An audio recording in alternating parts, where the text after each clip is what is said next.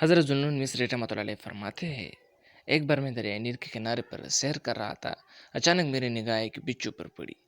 میں نے پتھر اٹھا کر اس کو مارنا چاہا، مگر وہ بھاگ کر نیل کے کنارے پر جا ٹھہرا۔ میں نے دیکھا کہ دریا سے ایک مینڈک نکلا، بچھو کو دھک کر مینڈک پر سوار ہو گیا۔ وہ مینڈک تیرتا ہوا دوسرے کنارے پر جا نکلا۔ کیونکہ یہ بہت عجیب بات تھی، میں بھی اس کے پیچھے ہو لیا تاکہ اس راز کی حقیقت مجھ پر منکشف ہو۔ جب وہ مینڈک خشکی پر پہنچا تو بچھو کو دھک کر اترا اور بڑی تیزی سے چلنے لگا۔ میں بھی اس کے پیچھے پیچھے رہا۔ میں نے دیکھا وہ ایک شرابی شراب پینے کی وجہ سے بے ہوش تھا۔ اس کے سر پر اسادہ پن نکالے ڈانسا جا رہا تھا۔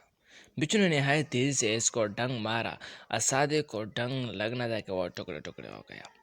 میں نے وہاں پہنچ کر اس شخص کو جگایا۔ جیسے ہی اس کی نظر اسادے پر پڑی، وہ بہت گھبرایا ہوا تھا اور پیٹ پیر کر بھاگنے لگا۔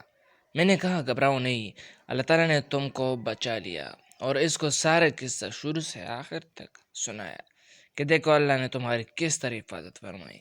یہ سن کر اس نے سر جھکا لیا، غور و فکر کر کے آسمان کی طرف نگاہ اٹھا کر کہا، اے پروردگار، اپنے نافرمان پر بھی ایسے احسانات کرتے تو فرمانبرداروں پر کیا فضل نہ کرے گا۔